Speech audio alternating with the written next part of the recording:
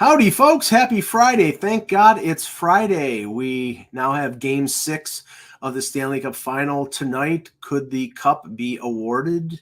Maybe. Could we go to a Game 7? Maybe. We'll see. We'll talk about that after we talk about some trades and some rumors and such, but we'll start with the pre-show. Go ahead, Russ. So I was just watching, one of the debate shows, and they were debating where Aaron Rodgers stands, and some of them are saying, well, he's got to win another Super Bowl to really be in that next level. And, look, he's got to be a Hall of Famer. And Dan Marino never won a Super Bowl, and he's in the Hall of Fame. Right. Jim Kelly, same thing, right? So he's above Kelly. I don't know if he's above Marino. I think he's close to Marino. If he wins another Super Bowl, he would be. I think because of longevity, he's better than Kelly and Marino. But Kelly got 4 Super Bowls. Marino got 1 in his rookie year. Right. So, but it would put him on another plateau. So I decided to look up the odds of the Jets making the Super Bowl, not winning it, just making it. Okay. And right now it's 25-1. So if this payout calculator is right, when I go to Vegas, I'm going to put $50 down on that. And I think the payout is $1,300. Okay. And 13. I'm going to do for how much? For how much of a bet? $50 bet, 25-1. And I'm going to do it. I think that's actually not a bad bet and I'm not telling you I'm very confident the Jets will make the Super Bowl, but I'm just telling you it's a Super Bowl or bust year. And the last time they were in one of those was when they lost to John Elway, and they were winning 10-0 in halftime. The sad story about that with Vinny. The sad story about that, what was that, 98? I forget. I try to forget that my consciousness. But the bad part about it was my best friend, who Mike, you'll see him in Vegas. Right. He actually was working for Citibank and got tickets to that Super Bowl. So when the Jets were up 10-0 at halftime, thanks to Blake Spence's touchdown, that's the trivia question, that who's the only Jet that scored that touchdown was Blake Spence, like a third-string tight end. Up 10-0, and then they lose. He was sadder than I was because he ended up going to the Super Bowl and watching other teams play. And then he got into a fight with Bob Greasy with that. What did he say? What did he say? Brian Greasy sucks or something? No, I think he just said hello. Oh, that's fighting words to me. No, I'm not sure how it started, but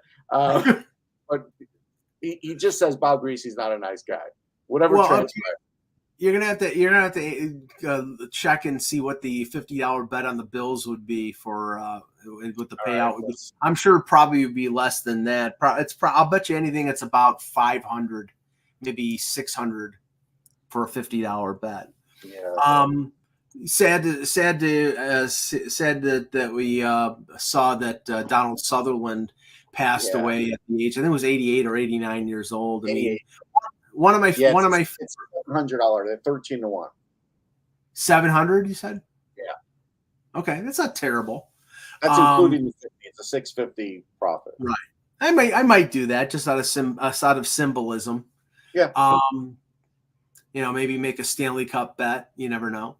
But no, he was one of my favorite actors. The funny thing is there's a movie from the early 70s, a war movie. Again, I'm a war movie buff, called The Eagle Has Landed, where it was the big stars in the movie were Robert Duvall, Michael Caine, and Donald Sutherland. And that movie was made 50 years ago. And until Donald Sutherland passed away, they're all still alive, which was bizarre. Michael Caine is like 93 and Robert Duvall is up there, but they were all still alive. And but he's one of my favorites. I'd say he's like a great character actor. He was I saw Clute when I was a kid. Mm-hmm. I haven't seen it in a million years, but I think I did enjoy it. Jane Fonda is a prostitute. Yes. Yeah. It's Mike. Yeah, but Eye of the Needle. Didn't see that. The Invasion of the Body Snatchers. Oh yeah, that was good. So there's a number of things. Creepy. I mean, Yes, he could. The thing was, he could play a good role and he could play a really creepy role too. I mean, like there was some bad. I mean, and it's a bad movie, but there was a movie called Max Dugan Returns. Oh, I saw that. I think I saw that with Jason Robards and Marsha Mason and Matthew. sounds familiar. And he's a cop who likes Marsha Mason, and he's like the nice guy. And I mean, so he could play the nice guy role. He wasn't. He wasn't like my dad used to. We used to sit down. He still watches like westerns all the time, but war movies and westerns, that's what we would watch because he wanted to watch them. So I'd watch them with him. Dirty Dozen, like that's a big one. Dirty Dozen, Kelly's Heroes. Yeah. Eagle Has Landed. Oh no, he's in the Dirty Dozen though. That's what I'm saying. No, he's in Kelly's the other ones too. Okay, I didn't know that. Kelly's Heroes. He's in the Eagle Has Landed. So yeah, no, he was in a lot of war movies. But all right, let's start. Let me say this about one last thing about MASH. People of this generation should see that movie. Like the TV series was great. We all loved it, but it really was different. The movie was spectacular. Like that at that time, and I'm not going to ruin it for anybody, but the sports scenes and stuff, they're just unbelievable. Like it's just, even at that time, Mike, because that was made before The Longest Yard, their football scene was even better than The Longest Yard. We loved The Longest Yard, the original, but their football scene was better, that football game they played, if you remember. Yeah. With the hijack. That was spectacular. People should see it. Yeah, no, I mean, it's funny because Bill Simmons' podcast, there's a podcast called The Rewatchables where he looks at movies that are on, that are on TV and whether like you'd be willing to watch it again if it's on TV, on broadcast TV. And he's been doing a number, and he did Longest Yard. And I mean, I like the football game in MASH, but it was the thing I didn't like about it was a departure from the movie.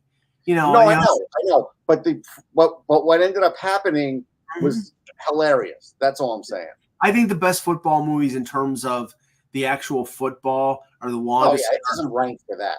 Yeah, no, are The Longest Yard and North Dallas 40. North Dallas 40 was a North Dallas 40 guy. Longest Yard's definitely. With Burt Reynolds was the number one. Like, Any Given Sunday was ridiculous because every scene had lightning. Every game had lightning. Honestly, there's no way you could be. It was not believable, right? That movie was not believable. Yeah, well, it was Oliver Stone doing a football movie. It's like stick to the JFK assassination, which Donald Sutherland was in as well. So okay, hello Hockey World. Today is Friday, June 21st, 2024. I'm Russ Cohen from NHLDraftBuzz.com, Sportsology.com, EPRingside.com, and whatever else. And a partridge in a pear tree. And I'm Michael Lagello, and this is the Hockey Buzzcast. And I'm also from Hockey News and HockeyBuzz.com. And this is the Hockey Buzzcast here on HockeyBuzz.com. Okay, we'll get all the plugs in, and I'm almost running out of breath. Yeah. So let's start with the trade that happened just after our show on Wednesday. And it was a whopper for a number of different reasons. The LA Kings 1-for-1 deal with the Washington Capitals. Darcy Kemper going to the Kings, where I believe he was there before, Russ. I think earlier in his career he was with LA. I think then he was. Yeah, he went from LA to Arizona. I'm looking at his thing here. 1 second. I just want to make sure. Of course, a certain website likes to pop an ad in front of it, so I can't see. Here we go. He started with Minnesota. He played 19 games for LA in 2018, so he was a backup to Quick, and then he was traded to Arizona, and that's where he really he's always been a backup. But then he became a starter in Arizona. Then he went to Colorado. He was a starter, and in Washington signed him to the big contract. And after winning the Stanley Cup, and he hasn't played well in Washington, so it's a 1-for-1 deal. And Kemper has 3 years left on a 5-year, $26.25 million contract. So he's $5.25 for 3 more years. Dubois is $8 million for 7 more years, and they traded him a week and a half before the no move clause kicked in on his deal. Which I think they did that on purpose because I think Washington's going to sue. Is that McClellan is the GM? Yep. He's going to sit him down, and he could be very stern is a word I'd like to use. And he's going to give him a choice. He's going to be like, are you going to play your best hockey here, or else we're buying you out? And I bet you he's going to play his best hockey because he's going to play with Alex Ovechkin. And when PLD wants to play, he can play. And so this is one of those rare instances where you actually could get like a number 1, number 2 center in this league, and at a young age because of circumstance. Darcy Kemper is a backup at best. Honestly, he wasn't even good in the Stanley Cup. He really wasn't. He was just like mediocre. I think he's better than that, but I don't think so.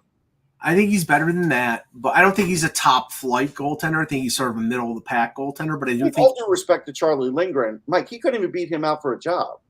No, He lost his job to him. Right, he lost his job to him, and they rode the hot hand, and I mean now apparently Washington's plan is to go with Lindgren and Hunter Shepard as their goaltending tandem.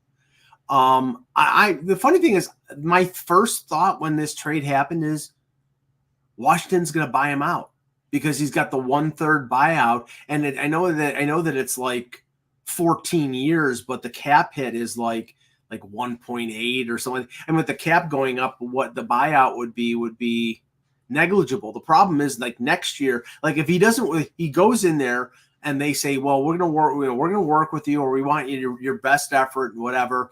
Yeah. We're going to have Spencer Carver. You're going to be the number 1 center with Ovechkin and all that stuff. And it then turns out that he is a malingerer, like he's been in Columbus and Winnipeg and in LA. Then they're screwed because he's got 6 years left and it's a 2/3 buyout and they're stuck. Sure. But that's a risk. But if it works out the other way, they got him, McMichael down the middle. Like all of a sudden, like this speeds up whatever rebuild they were thinking about doing when Alex leaves, right? So yeah, I mean they have him and Dylan Strome as a 1-2 up the middle. I mean McMichael is third. I mean Dylan Strome, you can argue he might start the year as the number 1 center just because he's been there. But him, PLD, McMichael. That's good down the middle, man. If it works, yeah, it's better than it was. And LA, it looks like they're gonna. I mean, I don't think that the goaltending tandem of Kemper and David Rittich is awe-inspiring. No, it's just all it's doing is waiting for another year to see riding that last wave coming in for the Kings, and if the goaltending craps out, they're out again. Like they're not going to make the playoffs again, which is the most likely scenario.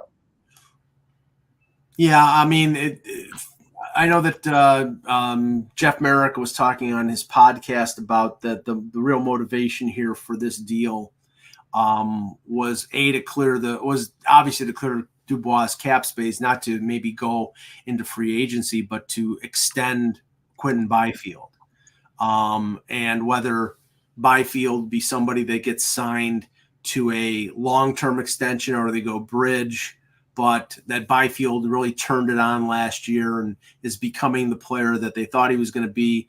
And he's the heir apparent to Kopitar and not Dubois. So up the middle, they have Kopitar and Byfield and Philip Deneau, which is pretty good. I mean, they're not going to be missing that. They just didn't upgrade goalie enough to matter, I don't think. The one thing I give Brian McClellan credit for is this.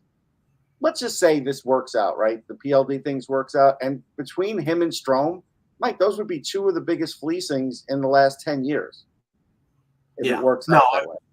No, I agree. I mean, the Dylan Strome acquisition he wasn't qualified. They just got him as a. Yeah, they just picked him up. That's right. Yeah, right. They didn't. Chicago didn't qualify him, so they got him on a 1 year. I think it was a 1 year deal, and then it was. And they found out he was still pretty good as a number 2 center, and they just went that direction. I mean, it's,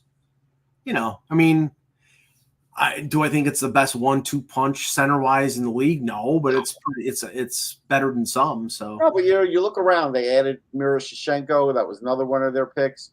As Tony pointed out, Hendrix Lapierre is just on the cusp. Like they may have enough to make the playoffs again without the Flyers' help. Yeah. Okay. So without the Flyers, I had to say it. I know it's right there. It's not a take. It's just a fact. Dig. I was at the game. Like, it's just there. I know. Okay, so a couple news and notes here. Andrew Cogliano retires after, I think it was 17 seasons. Yeah, 17 seasons.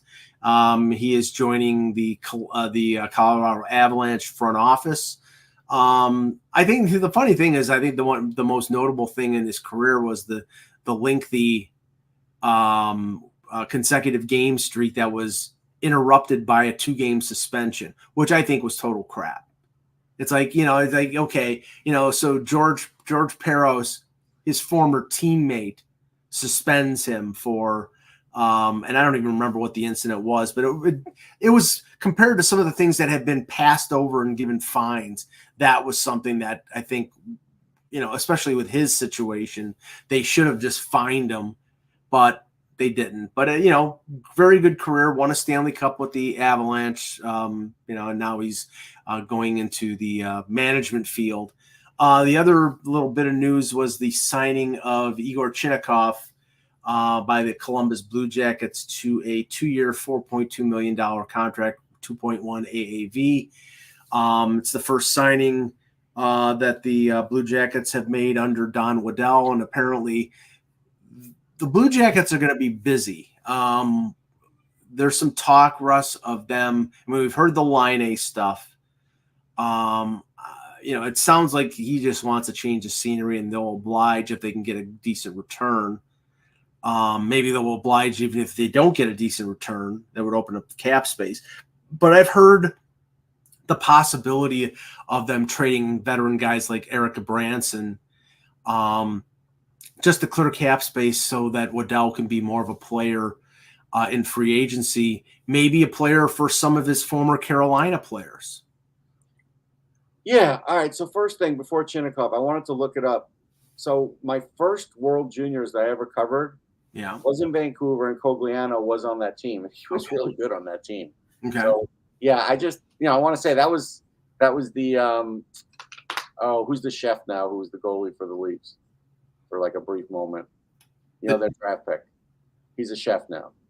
Oh, Justin Pogge. Yeah, Pogge. That was the Pogge team. But Cogliano was a really good player on that team. Always had great speed. As far as the Chinnikov thing, it's a couple things. It's good that Don Waddell was aggressive. It's also telling that he won't sign for more than 2 years. Because at this point in his career, you would think he'd want to sign for more than 2 years. But this is kind of like the agent telling Don Waddell, we'll see what the team looks like in 2 years. My guy's not, committing here. And that's the problem Don Waddell is going to have. There's going to be a lot of short-term contracts. There's not going to be a lot of long-term anything because, players that sign or players that go there, they're going to go there on the assumption that, all right, you're going to pay me a little more because this team has been losing.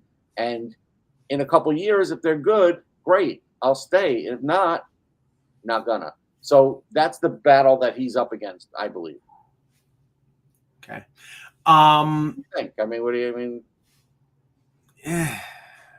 I don't know. I'm not sure. Would you sign on a free agent market? Would you sign a 4-year deal with Columbus? I wouldn't. No. They're an uncertain team right now, and that's I think they might be freeing themselves up more for trades. Mm-hmm. It's funny thing is that they're having to operate sort of like some of these Western Canadian teams where nobody wants to sign there. So the only way that they can get players are players who are retainable, that have no rights. Right. It's like if you have a modified no trade, you can block it to Columbus, and I'm sure Columbus is on the list of a lot of teams. But that's where, maybe a guy, and what I was hinting at was Neckish. Maybe a guy like Neckish is somebody who's looking for a premium role, more premium of a role than he's had in Carolina. He's looking to get paid, and Columbus could oblige him, but it's a question of whether you want to be the number one dog in. Right now this is you can't be the number one dog because it's Fantilli and Gaudreau. So you're already and Werenski. No matter who you are, you can't be the number one there. You could be on the top line. You could be sure. You could do that. Yeah. Right. And I think he's just looking for. He's looking to get paid. He's not going to get paid in Carolina unless Dundon departs from his usual MO. Well, And this is the thing now.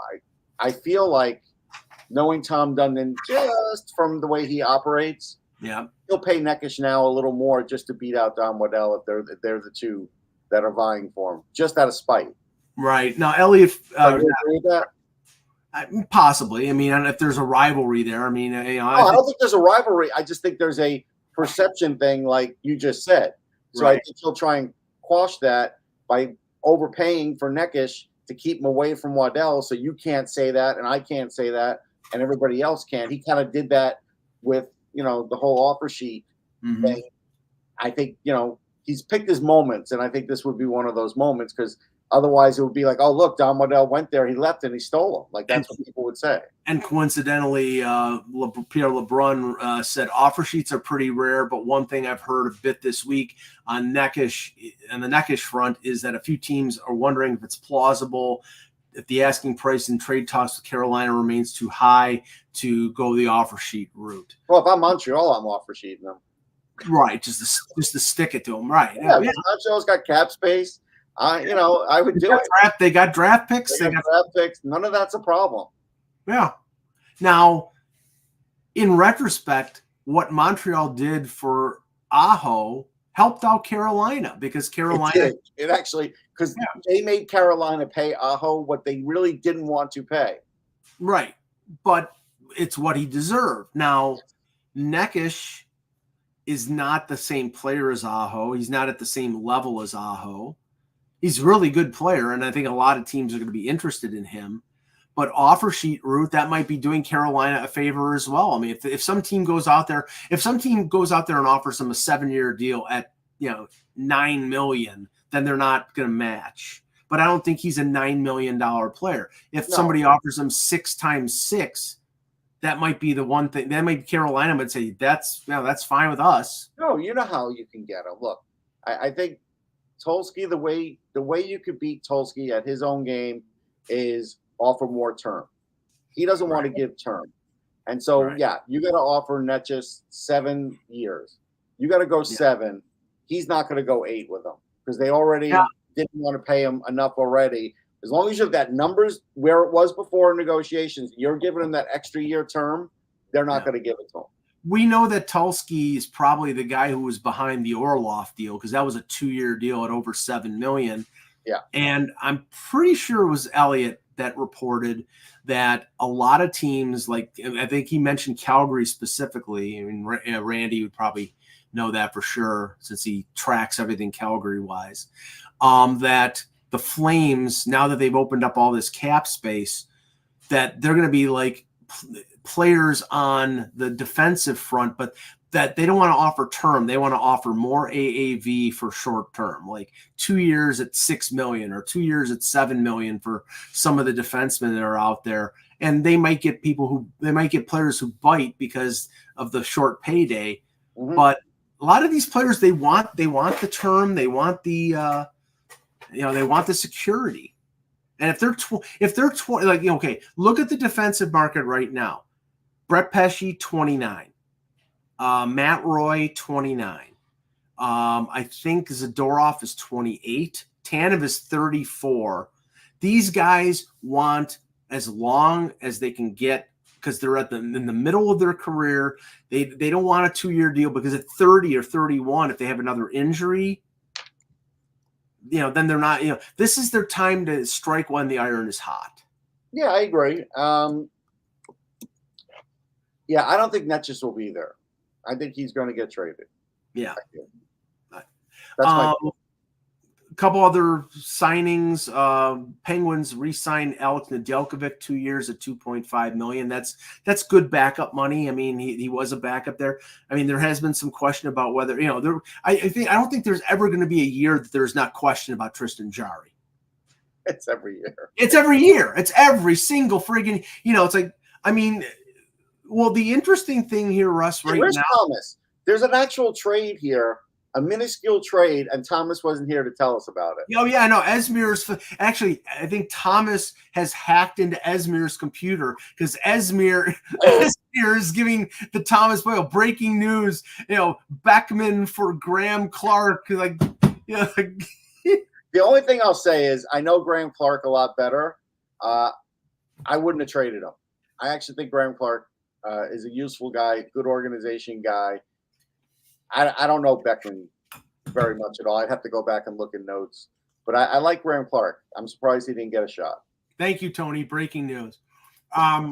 Okay, so yeah, the Nedeljkovic is he signs for 2 years. Now, the interesting thing is the dominoes have started to fall with the goaltending market. So we saw Markstrom moved.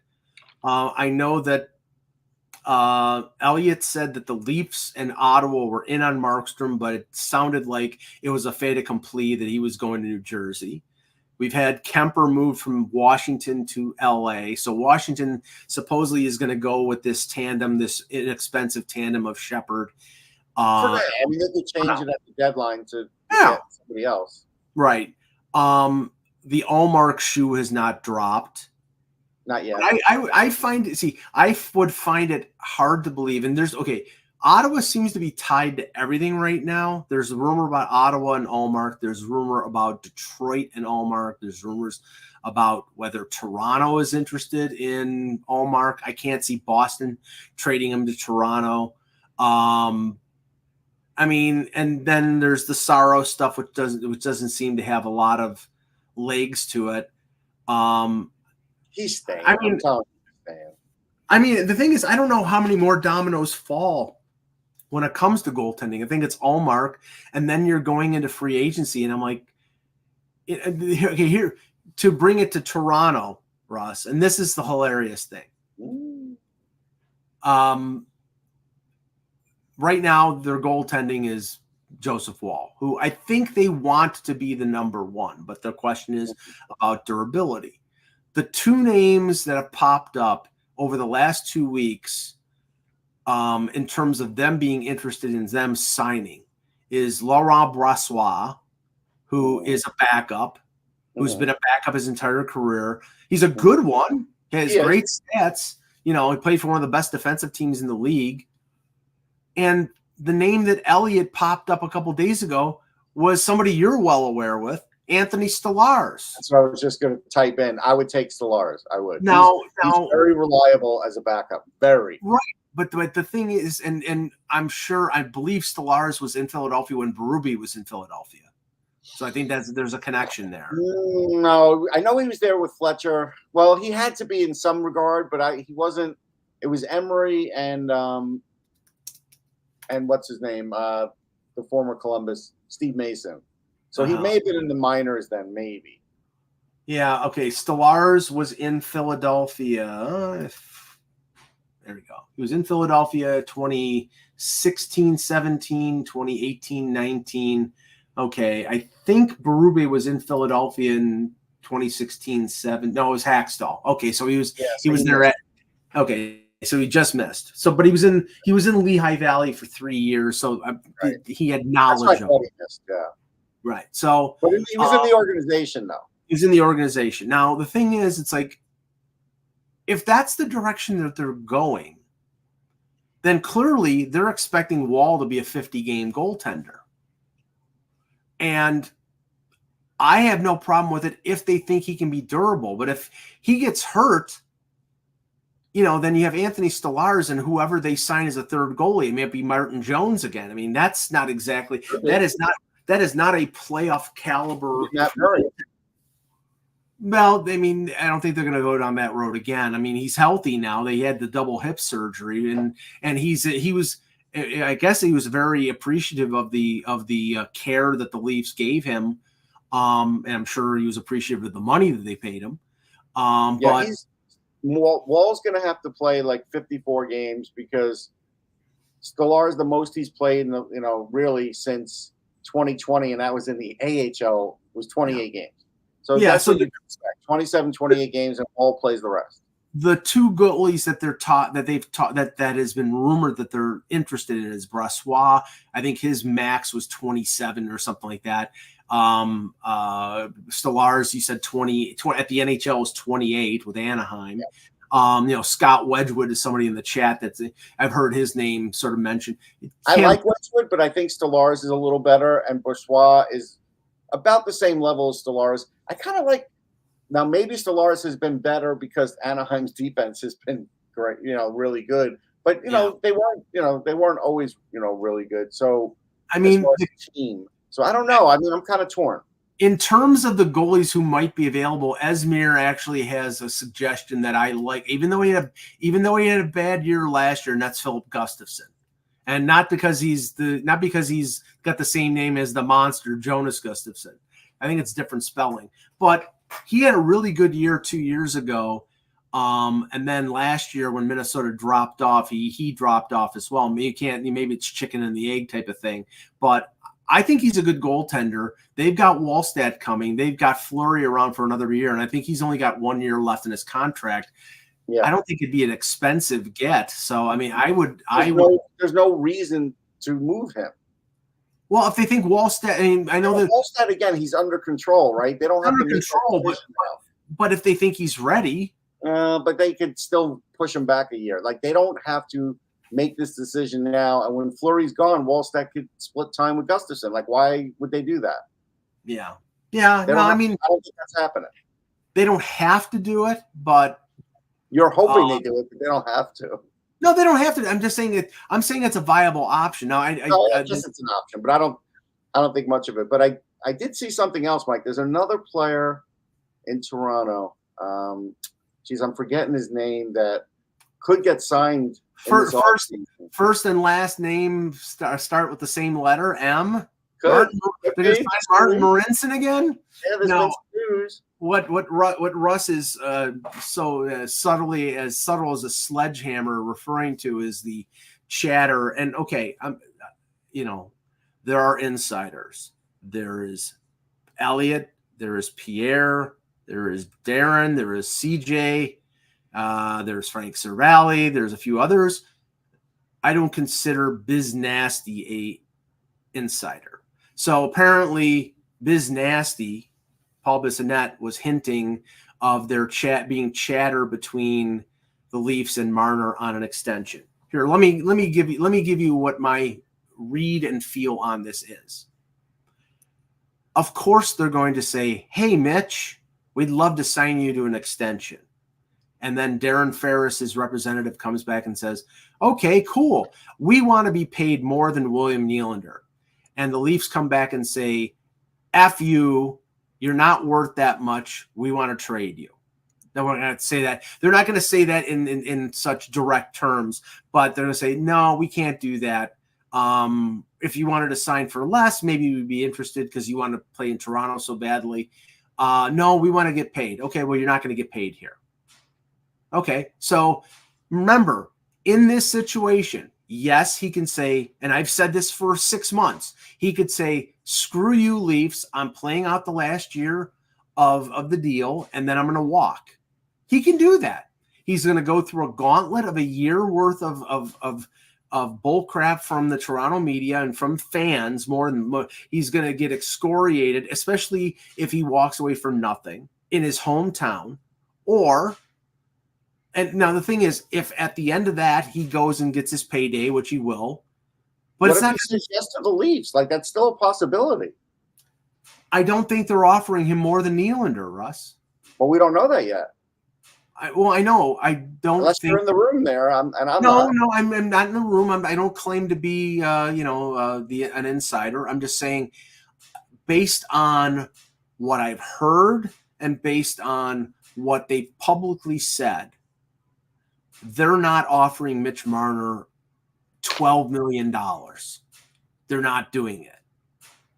They've said they wanted significant change, and if they bring all 5 of these guys back, there's no change. So, and the change is not Craig Berube as the head coach.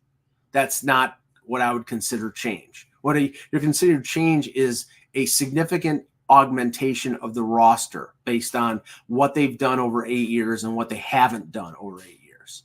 So I don't think that works. So now the thing is, like I said, he may say, "I'm not going to be, I don't want to trade. I want to play a year in Toronto and then I'm going to go free agent." Okay, well then he loses, and maybe this doesn't matter. Then he loses 10 to 12 million bucks because he's only going to get a 7-year extension from another team.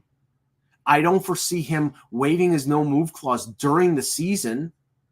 So I don't know. I think Andrew's right, though. I think Shanahan does want Marner to stay, and I do. Yeah, think but there's one problem with that, Andrew, is the fact that Shanahan is in the last year of his contract, and that Keith Pelly is now the ruler of the roost, and Shanahan he may run hockey operations, but somebody has his foot on his neck, and that's the guy who came in saying that he wants them to win and he wants significant change. Now, did he specify what? No, of course not. Right, but right now, outwardly, you're not trading Matthews, you're not trading Nylander, you're not trading Riley. You can't trade Tavares because he's got a no-move clause. And Marner is probably the most valuable of the guys that you can trade. But he says he doesn't want to be traded. Well, I'm going to give you a scenario. You're going to have to massage that. Here's a scenario, okay? Yep. Because I think down the road. Okay. So next year, maybe the Leafs, and this you have to pipe down until I'm done with my scenario. So let's say they sign Marner. Next year, they tell Tavares, listen, it's $2 million, take it or leave it. 1-year deal, that's it. Right. Remember, as Nylander and Marner get further into their contracts and the cap keep going up, they can still trade one of them. They'll have a list, whatever, but they can still trade one of them. They have no. It's not impossible to trade them, and those salaries won't be as bad in 2 years either. They have no move. I mean, Nylander, you're not going to give them no move like. No, Nylander's got a full no move. He's got a full no move. They won't give that to. Like they'll say. Well, that'll be part of the negotiation. Right, they'll say it's a no trade. Give us a list. Right, and maybe in 2 years he gets traded when that salary and that contract doesn't seem that bad. Well, the thing is that if he has a no move or if he has a no trade, limited no trade. I mean, they could say, well, if you want a no move, you're going to have to take less to stay. Correct. You want to stay here forever, then you're getting 10 a year. That's it. Right. And you should be able to live on that. I could. Yeah. Well, the taxes are bad now. Yeah, especially in Buffalo.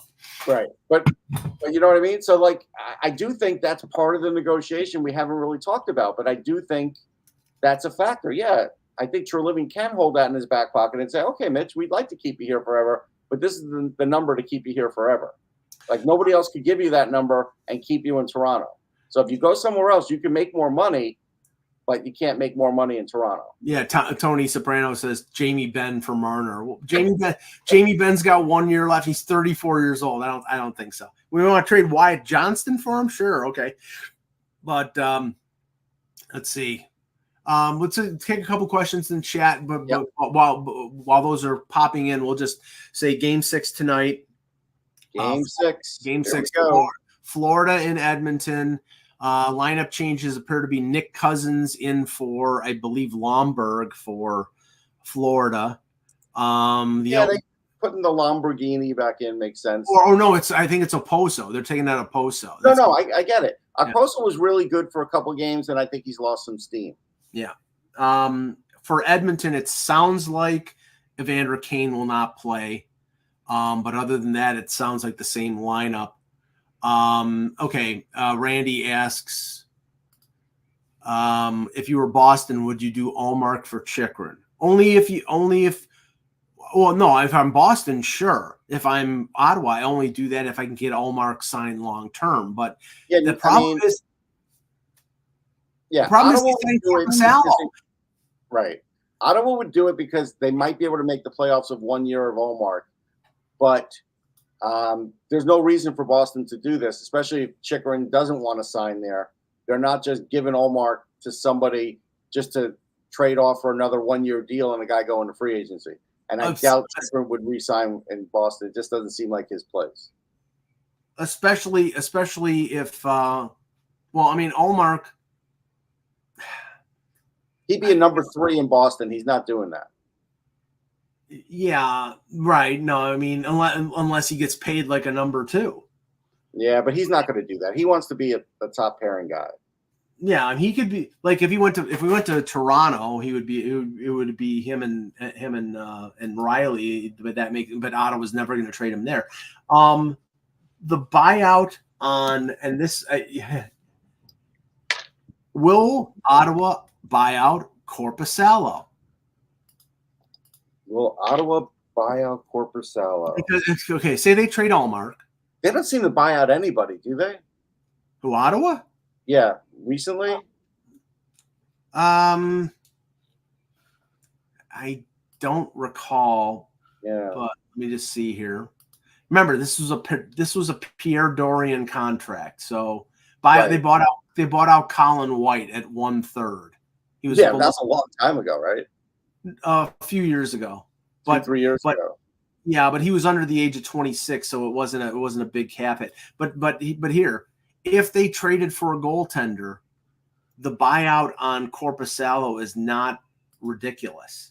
He's a $4 million goaltender. The buyout would be 8 years, but the cap hit at the most would be 2.3 for 1 year, but the rest of it's like 1.3. It's negligible. If they don't think that he's a number one goaltender, and they think Allmark is, but I don't know. I mean, I just don't see this. I don't see Allmark signing in Ottawa. That's the problem. No, he's not going to re-sign there. No, I would say this: Steve Staios walking into the new owner saying, "I got to buy somebody out," and that's like essentially the first move of the year. The new owner is going to be like, "No, we're not doing that." Now do it. Like, and I get it. He's going to want to see something else. He doesn't want to lose money the minute they have their new season. You know what I mean? Like, losing money, I think, would be bad for that.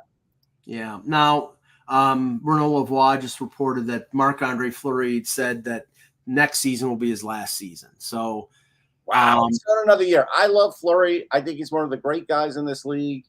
I always told you that his draft was the 03. It was exciting. What was it? That's when Pittsburgh traded up for him, right? Yep.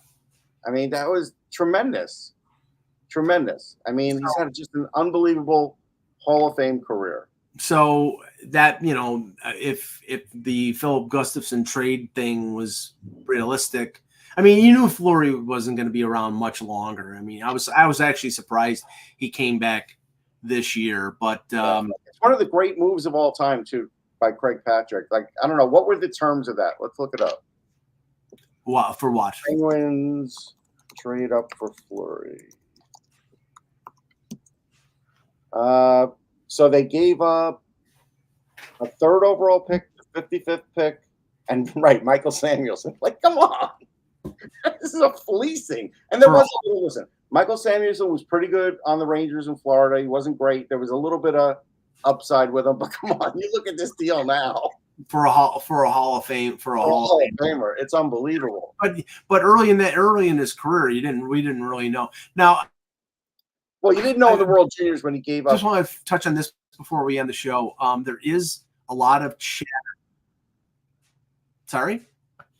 I was going to say, no, we didn't know in the World Juniors when he had the rebound goal that looked really bad, if you remember. But afterwards, I'm going to answer Tony Soprano's question. He had one, and that's fine. Go ahead and answer it. I didn't see it. Okay. No, he was asking about Leon Bichel and Christian Kyrou, how long. I think Christian Kyrou needs another full season with Texas, and then we'll kind of see. Remember, he's 5'11" as a defenseman. It's possible he might be 2 years away, like 2 more seasons in the AHL. Bichel's a big guy. Bichel's an interesting one because he, when he gets there, he's going to punish people. He didn't play a lot of games last year. That's his problem. So I think he needs to go one more SHL and then start him in the AHL. And if it's one of those situations where you can bring him up, bring him up. But he's 6'6", 230, Mike. Like he. Yeah. Yeah.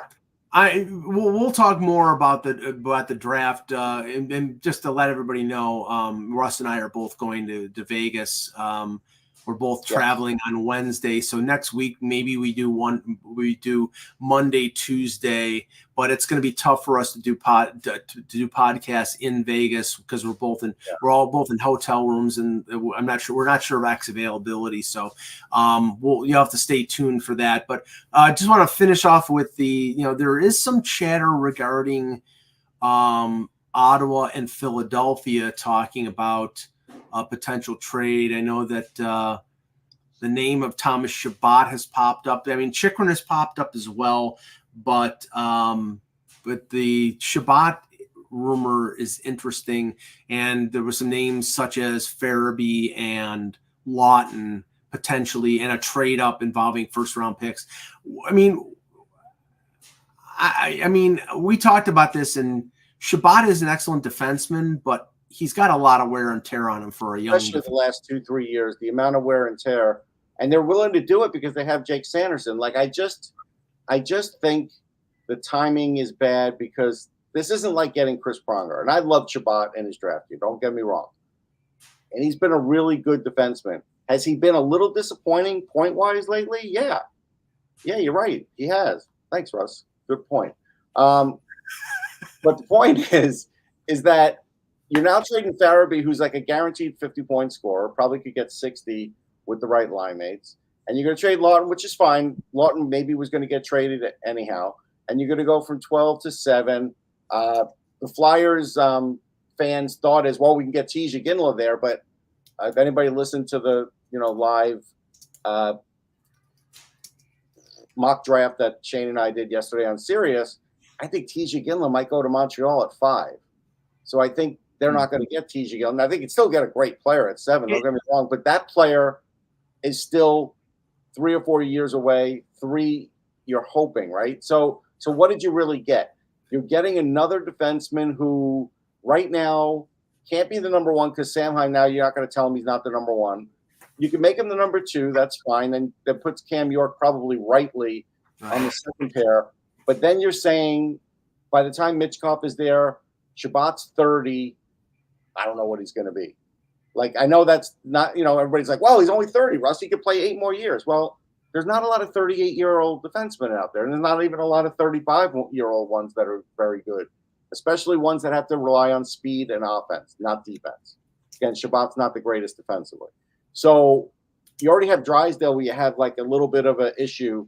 So that's my issue. And Chychrun, same thing. It's like he's only played 1 full season in this league. He did it last year, 82 games. That was great. But again, there's going to be a point where you worry about Chychrun long-term with his injuries. So I wouldn't make either deal. Yeah, I mean, believe me, you and Shane have forgotten more than I know about the draft. But in being at the combine, the interesting thing is this is unlike some years where like we know the first 3 or 4 picks and then the sort of random element is like pick 5. In this draft, it might be the 2nd overall pick. A lot of people think Levshunov is going to be the pick, but it could be Demidov. It could. And if it's Demidov, then those are the 2 Shane and I came up with. I said Levshunov, he said Demidov. Yeah, and if Demidov goes and all these teams that wanted to get forwards at say 4 or 5, they're not going to be there. Would they be more willing to take a Ginla, or would they be more willing to trade down if they don't like a Ginla? I mean, Calgary, I think, is at 9. Would they trade up? There's a lot of machinations that I always find interesting at the draft that we're not going to probably find out until we see people talking on the draft floor. So, but we'll talk more about that next week. We'll end it here, and when is if there was a game 7, is it Monday or is it Sunday? I didn't look at the schedule. Let me see. I gotta look now. Yeah, I'm sorry, but I'm sort of we can't do everything. Friday. No, it's Monday. Okay, so Monday would be game 7 if Edmonton wins. So hopefully on Monday we'll be talking about a Stanley Cup victory, but we'll see. For Russ Cohen, I'm Michael Agello. Thanks for watching, and remember, without the buzz, it's just hockey.